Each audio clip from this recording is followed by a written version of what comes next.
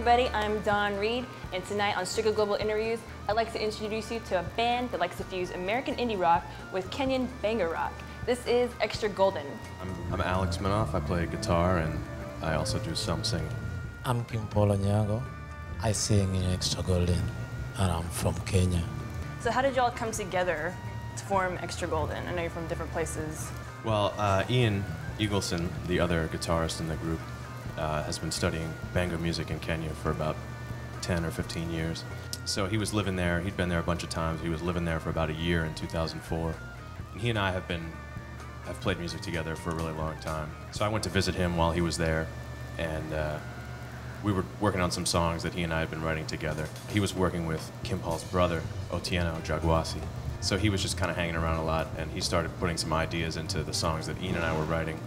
And then we started working with some of his songs, trying to put our own ideas in them.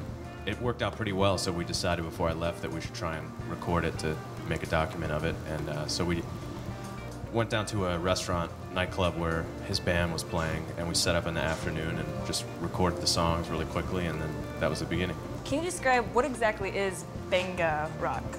With the Benga, I think they're different, but they are having one thing in common. Because like the tempo of Benga and the tempo of rock is one, because even they share some chords, but the difference is how we play. Benga, the vocal will be like 2 or 3 people, but mostly in rock, only one person is sing. Right. So I think that is the difference. Okay. What does Benga mean? The meaning of Benga is like something nice.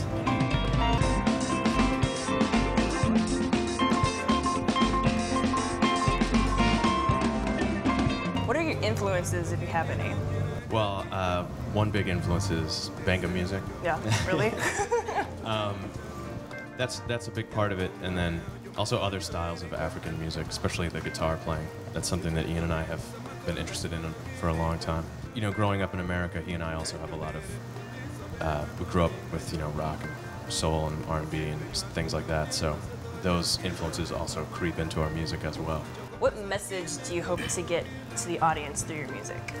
The message that we can give to the audience, I think the audience is supposed to give message to us by how they react. I feel that the audience have to tell us the message, okay, this thing is good or it's bad. We are expecting that from the audience. Off your latest release, Thank You Very Quickly, there's a song on it that I really like. It's called Ukimwi. What does that mean? And is there, what's the song about? So the song is talking about the disaster that is like sweeping the world. And the word Ukimwi means AIDS. I think we share an idea with him because there was a day that we were like watching TV. We were like looking at some orphans that their parents have died through AIDS. Yeah. So, and it's something which I cannot even tell anybody about it because everyone understands it. So the song is talking about how dangerous AIDS is.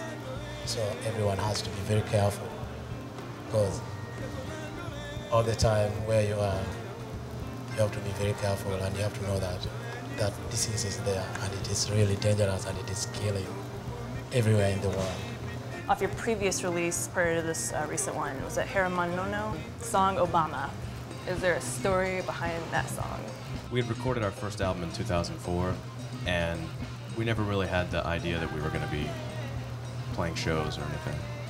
And then when the album was released in 2006, we got an offer to perform in Chicago for the Chicago World Music Festival.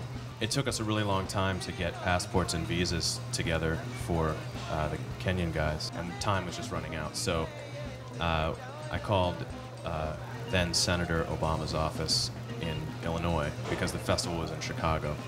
Within a day, we had a letter from him to Homeland Security recommending that they approve our visas. And then after the visas were approved, then his office continued to work with us, helping us to get the necessary interviews and just finish the paperwork and everything that needed to happen. Otherwise, we definitely wouldn't have had enough time. So without him in his office, we definitely would not probably be here right now. Wow. So we wrote a song saying, thanks. That's cool.